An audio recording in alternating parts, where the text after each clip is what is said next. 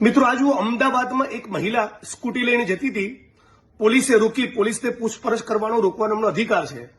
આ દરમિયાન બેને પૂછ્યું કે તમે કોણ છો, એટલે પોલીસ કર્મચારીએ કહ્યું આ મારું આઈ કાર્ડ। પોલીસ કર્મચારીનું આઈ કાર્ડ બેનના હાથમાંથી પડી ગયું તો બેનની સાથે કેવું બદતમીજી ભર્યું વર્તન કર્યું અને બેનને કેવી મારી છે, બધા તમે વિડીયો જોઈ શકો છો।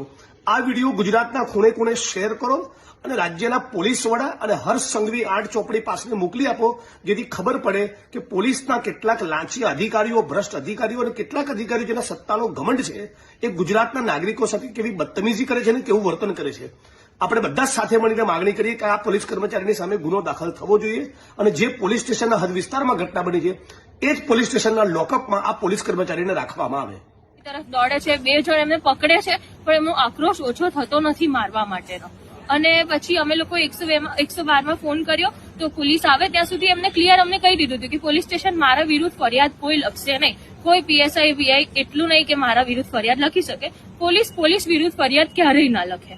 તો મેં કીધું ના પોલીસ છે તો એ જસ્ટિસ અપાવશે એવું કહીને તો બી અમે ફોન કર્યો પોલીસને।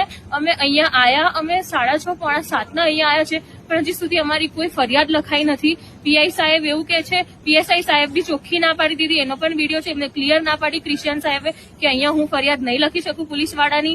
અહીંયા પીઆઈ મેડમે મને એકલી બોલાવીને બી ખખડાઈ કે પોલીસ દિવસ રાત મહેનત કરતી હોય છે, તમે સમાધાન કરી લો। એમને બહુ જ ખખડાયું કે દિવસમાં એમને તમારા જેવા કેટલા લોકો મળે, ક્યારેક આવું થઈ જાય, આવું ચોખ્ખું એ બેને જોરથી લડીને પણ મને ખખડાયું। અને પછી અમે અત્યારે હારીને અહીંયા બહાર ઉભા છીએ કે અમે પોલીસ અમારી મદદ કરે।